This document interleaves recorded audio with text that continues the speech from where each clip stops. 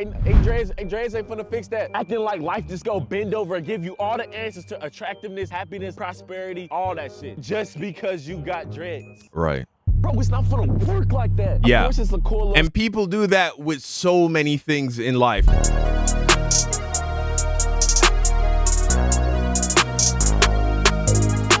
Something I really love about this world is just the fact that you can get some real strong and heavy wisdom from just the most unexpected places, and a lot of times discussing the most like obscure topics. I just got recommended this video, the real reason everyone is cutting their locks, and I feel like we should react to it because there is some deep wisdom embedded in this video that goes beyond the topic of dreadlocks and whether or not you should grow them or cut them off if you have them. So let's go ahead and dive into this video and see what bro is saying. I used to think y'all was cutting off y'all dreads for the trends. Y'all know how this world works. Not a lot of people have a mind of their own. Each and every person was born into this world to be different. Now, one person on this earth was born to do the same things or look the same way as anybody else. But some niggas is just too afraid to stay true to themselves and stand out from the crowd. Now, here's what I'll say. I do disagree with that to a degree, this idea that it's somehow weird or bad or bodish. Humans are hardwired to seek validation from the group because for the longest while, the group was absolutely necessary for your survival. Nowadays, you can be kind of just your own man, just one man out in the world.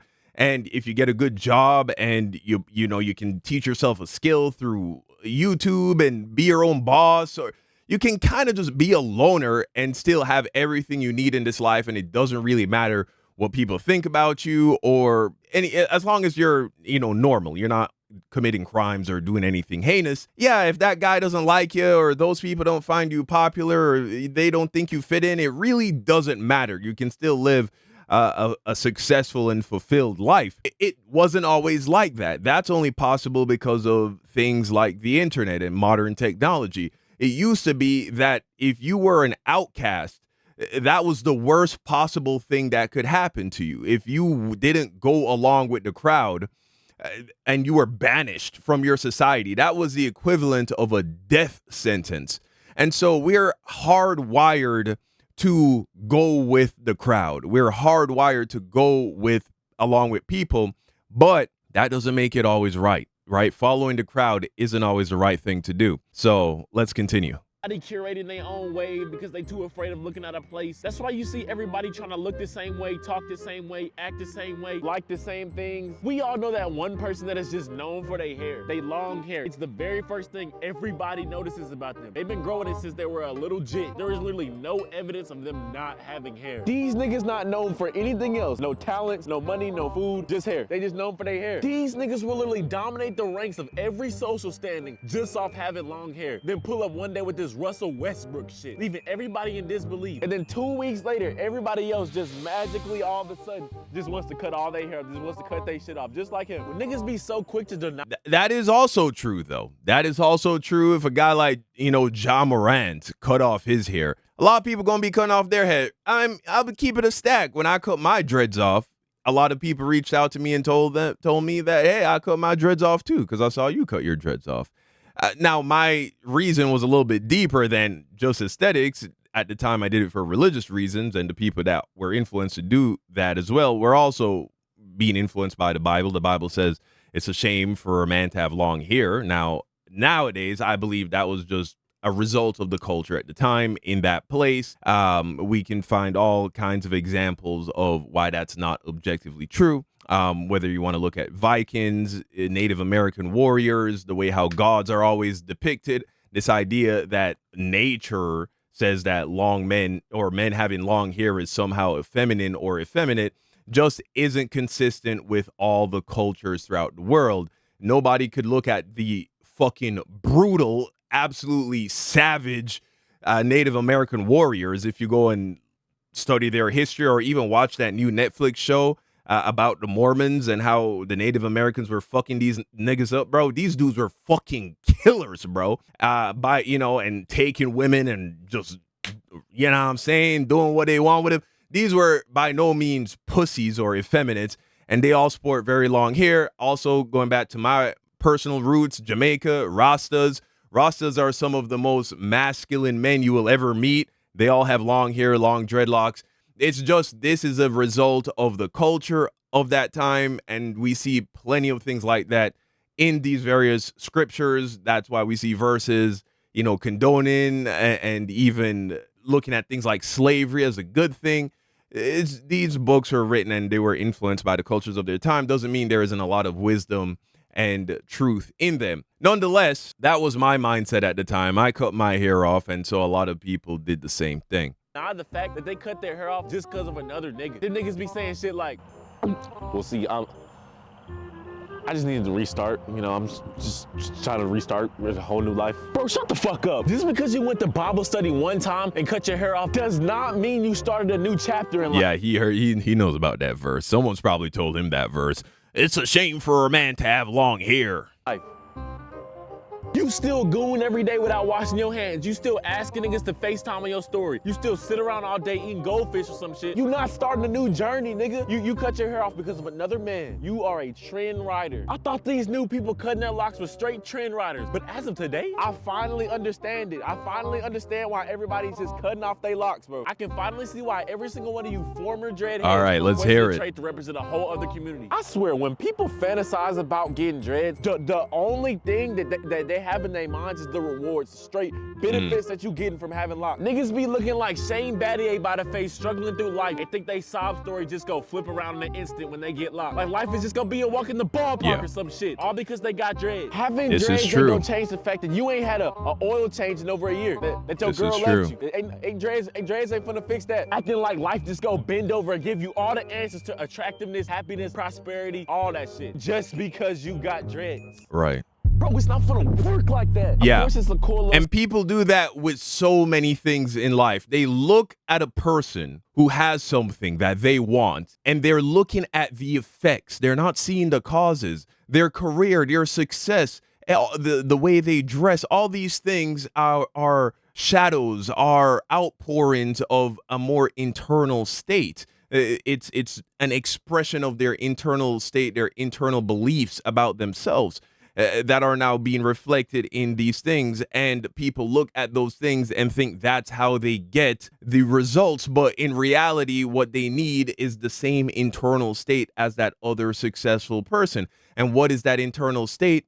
This is the theme that we've been talking about, and why I've been talking about this so much is because I've now, after coming out of religion, had an opportunity to reflect not just on the past 3 years of my life as a devout Christian, but also going beyond that and asking myself, what was I supposed to learn from all of this? And the real theme, the real takeaway I got from it is that whenever you look outside of yourself for power, things will always fall apart. Things will always go badly. You will always end up giving what you have to somebody or something else, and things aren't going to work out, as well as when you look inwardly. I take a look at what I would consider the most powerful point in my career, which is when I was initially blowing up as a YouTuber. And that was besides where I'm at right now, that was a point in my life where I believed in myself the most, where I thought that the outcomes in my life were most dependent on my state of mind, where I focused my energy, the kind of thoughts I allowed to have in myself, my belief that I could achieve that thing unwaveringly. That was the point in my life where I was able to just get everything essentially that I wanted. And something interesting happened. At some point, I stopped believing that. I started believing that I was just a bit delusional in that state of my life. No, it wasn't really because I believed in myself. It's because I look like this and my voice sounds like that, and I got lucky and I was consistent and I worked hard, and all these things came together at the right place and the right time. And then boom, I got lucky and I became this popping YouTuber. But it's something you can lose. It's not dependent on my own belief and certainty within myself, which is how I got there in the first place. And so I started looking to external things for power. I took the power out of my own hands, out of my own self, and I started given it to other things and other people. Of course, the pinnacle of that is religion, where you say you have no power and all the power comes from this entity that is outside of yourself. And then you make it even worse. It's an entity that you don't feel like you are directly communicating with. At least I didn't. And, and I'm talking about the communication you see in the Bible where there is an actual voice that is leading you. And so you put all this power outside of yourself, and that's because you're not getting that communication. Eventually, you start looking to things like teachers and leaders to be the mediator between you and this power that is outside of yourself. And you give all your power away, man. You give all your power away, and you're pushed back and forth by the universe, by people, and things don't go the way you want them to go because you believe it's out of your control. It's up to the will of God. It's up to the will of man. What other people think about you, all these things. I realize now, and all of this is in the Bible. It's just that you have to read it from the right perspective. But these truths can be found in any holy book in all reality. And I've now realized, no, the power is within myself, and know what I was able to achieve. Anytime I've ever achieved anything, it was as a result of believing that I can achieve it. And there was nothing that was ever too big that I actually believed in myself that I could attain it that didn't come true. And what is the source of this power? I call it the power of belief. And it's the same thing. This is, again, not woo-woo, mystical, supernatural bullshit. This is actually real. In the field of science, this is known as the placebo effect, right? You take a sugar pill for a headache, you're told that it's actually a painkiller, and what happens? Your headache goes away. Your headache is something that exists in actual physical, tangible reality. There is something, whether it's inflammation in the brain, something is going on in your brain. Your nerve receptors are experiencing real pain, yet you took something which is the equivalent of like a fifth of a teaspoon of sugar, and it cured your headache. But sugar doesn't cure headaches. So what did? It was your belief that this thing that you're going to consume has the ability to cure your headache, and thus it went away. The thoughts that you have in your head have an actual real world, tangible, measurable, visible effect on the world around you. We see this wisdom communicated in all kinds of ways by all kinds of people. You may have heard phrases like, the man who thinks he can and the man who thinks he can't are both right. Or there is nothing to fear but fear itself. What you focus on will grow. Even if you look at the words of Jesus, if you ask for anything and believe that you have received it, it is yours, right? Jesus doesn't say that if you believe you will receive it. He says if you believe you have received it. What do I take away from that as someone who is not a fundamentalist religious person or a Christian? It's the truth that your reality is dictated by what you believe. How many times have we seen it? The girl's not cheating on the guy, but the dude is just constantly paranoid that she's cheating on him. She's cheating on him. She's cheated. Oh, she's cheating on me. She's cheating on me. She's cheating on me. What ends up happening? She cheats on him. He made that happen. He poured all that fear and that emotion. Though I walk through the valley of the shadow of death, I will fear no evil. Thy rod and thy staff, they protect me. Now, I don't attribute this power to some kind of creator being that sits outside of ourselves. I think there are still things that we do not yet understand about our minds and how and consciousness and how it interacts with the physical realm, just as at once upon a time we didn't understand what atoms were. We didn't know what atoms were, but now we realize they're literally the things that hold the fabric of our physical universe together. I think as science progresses, we will come to appreciate more the power of our minds and the effect it has over our physical reality. And so I know that was a long-winded deviation, but to bring it back around to this video, this man is talking about the fact that there are people who think the power is in the locks. They think the power is in the drip. They think, oh, I need a bust down chain and this watch on my arm and take pictures with this chick. And if I do that, then I'll make it as a rapper. No, as Jesus says, you must first believe that you have already received this thing. You must already work from a state of abundance, a state of this is something that I already possess. It's just a matter of time before I see it materialize in reality. Just like when you take the sugar pill, believing it's a painkiller, the moment you took that pill, you believed it was going to heal your headache. It's just a matter of time for it to manifest in reality, and bada boom, bada bang, it does. Style, you always see somebody with dreads doing some cool shit. You know, everybody's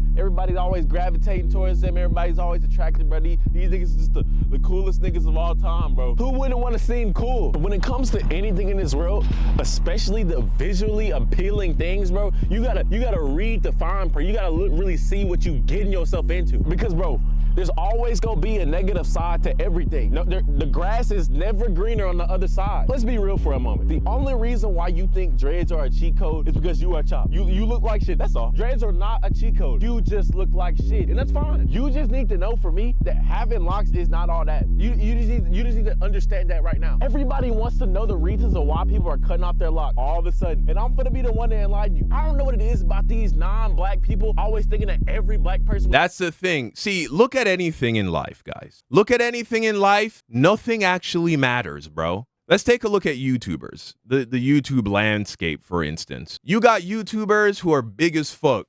They literally put zero effort in their thumbnails. Why are they still big as fuck? Right? If you watch videos, how to become a big and popping YouTuber, you're going to see a guy saying, oh, thumbnails and titles. Yet, we all know YouTubers who put zero effort into their thumbnails and titles and yet get 1 million views every video. Look at a guy like Penguin Zero, right? Charlie, Moist Critical. Perfect example. But then you also got guys who think it's necessary to spend $10,000 to pay a guy to make an amazing thumbnail like Mr. Beast. He also gets crazy views as well. Does it matter? No, it doesn't matter. You got dudes like Marquez Brown Lee filming all of his YouTube videos on, $10, $20, $40,000 4K, 8K cameras, and the quality of his shit is amazing, very successful. But then you also got dudes who are literally making YouTube videos on their iPhones and getting the same amount of views. Nothing fucking matters than what you believe matters. That's why no two people, their road to success is the same. Because what first matters is that they believe they can be successful. They not just they believe they can be successful, they believe they're going to be successful. That's the first thing. That's the thing that must come first. And most people who become successful don't even realize that. They just believe in themselves enough to get a little bit of success, and that success continues to motivate them. And they keep doing the same things because they're like, oh, this is what works. And then bada boom, bada bang, they start really believing in themselves. And so, they're off to the races. And they think as long as I stay in this lane, I'll continue to be successful. And they usually stay successful. Why? Because they continue to believe in themselves until something bad happens, right? Until something just fucks them up, sets them off balance. They said something, they get backlash on YouTube, people start hating on them, whatever the case may be. And then that now becomes the point of their focus. And that's what they start putting their energy into. And that's why they fall off and their career just never recovers. Take a look at a guy like Sneeko or even Zerka. But these dudes should not be as successful as they are, making as much money as they are. There are 1 billion videos on YouTube about how, they're bad people and blah, blah, blah. They've gotten banned from Twitch, YouTube, all these major platforms. Can't even make money on Twitter, I don't think. I'm not sure. Sneeko was telling me he doesn't make money from his vlogs on Twitter like that. And we were recently talking and he was, bro is breaded up, bro. Bro is making fucking stupid money. And why? Because he just believes in himself. It's that simple. And so it doesn't really matter what happens in the external world. Things are always going to just come together in a way where, where there's a will, there's a way. You've heard this before, man. I'm not telling you nothing fucking new, bro. Where there is will, where there is belief, where there's emotion being fueled into something, that thing will come into fruition. We can see examples of this all the time, and these are the people that end up being described as anomalies. The only anomaly is that they believe in themselves despite what the external universe is trying to tell them that they should believe about themselves or their circumstances. When dreads looks the same, niggas can't go not one place without being mistaken as some other dreadhead. I be walking in public and catch some bitch ass nigga staring at me. Nigga staring at me, I'm over here getting happy because I'm thinking, okay, maybe he's staring at me because he seen my videos, bro. Maybe the hard work is finally paying off. That's what I'm thinking. I'm thinking the nigga just giving me hope, bro. Only for him to walk up and ask if I'm Lil Yachty. Lil Yachty, nigga. I do not look like Lil Yachty. He had these sky-top braids of agony and disdain. That should be enough for you to differentiate me from him. The thing is, these non-black people will get genuinely mad at you if you deny the fact that you aren't somebody that they think you are. They be so dead set trying to convince me that I'm Lil Yachty. Nigga, I'm not fucking Lil Yachty. You wanting to get locks is literally just you accepting the fact that you just gonna be stereotyped and profiled for your whole tenure. Because if you are this is where I'm disagreeing a lot with the things that are coming out of his mouth. Well, let's watch it a little further. Male with no dreads, you are seen as just a nigga. To the outsiders, these niggas is cautious of you, but they still willing to work with you. They still willing to give you a chance because you is a nigga. But at the same time, you look presentable. You may have an afro, you may have a low cut, you just seen as a nigga, bro, to them. But if you get dreads, that's when we start to move into the NIGGER category, because that's what everybody sees. If you believe that, that's what your experience is going to be. If you don't believe that, that won't be your experience. I'm serious. This is how this shit fucking works. I mean, hey. You as now. No matter how talented, educated, charming you are, no matter, I don't give a fuck who you are. As long as you have these things on your head, bro, you is seen as a straight thug. In the eyes of other people, you are nothing more than a future felon. I went back to my hometown 2 months ago. White ass town, by the way. I'm walking through the store and everybody's staring at me like I'm just some disturbance. My dreads at the time were cooked. I needed a retwist bad. I know I may not have looked my best. He already believed that the day he walked out the house. He walked out the house thinking, I need a retwist. I look cooked. When white people see me, they're going to think I'm a thug. And so he's just exuding all of that energy as he's walking through the store. Oh, they think I'm a thug. They think I'm a thug. They think I'm a thug. And then that also influences how he carries himself. Before you know it, that's the experience he's having. But if you walk through the store thinking literally nobody cares, in fact, people think that I am, they see me as a good person. Well, that will be the experience that he has. Seriously caused for the whole store to stare at me like that? What the fuck? Everybody in that store was stereotyping me like I was just gonna execute a full heist in the store right before their eyes. So many other black people in that store and they never stared at them. Just because every black person in that store look like Casey Undercover by the Family does not mean you should feel safe around them. And just because you see dreadheads committing crimes and doing all types of shit. Hey, the Bible says it, bro. You reap what you sow. So if you are reaping something, it means somewhere along the lines you sowed it somewhere. On the news does not mean you should feel unsafe by me. That don't mean you gotta feel unsafe around me. It don't mean that shit. Y'all should have seen the way these niggas in the store was just looking at me for just simply walking. I'm just trying to buy some Lay's chips, bro. They just staring at me. They just staring at me like, who the fuck? I almost asked one of them like, yo, bro, like, why y'all keep staring at me like, y'all trying to lynch me or what? Like, I have no problem if y'all trying to lynch me, bro. What the fuck is this nigga talking about now? He has gone so far off of the real reason everyone is cutting their locks. Let's see if he comes back on course at any point. Nigga, you know what I'm trying to say. Talking about, no, I don't. There is nothing to dread. Nigga, you just beat your girlfriend, you have a gambling addiction, and you wear the same underwear every single day. Okay, now he's just roasting people. I don't get it. But we still use this video as an opportunity to talk about some real powerful shit, guys. Real powerful shit. And hey, you can believe none of it's true, and it won't be.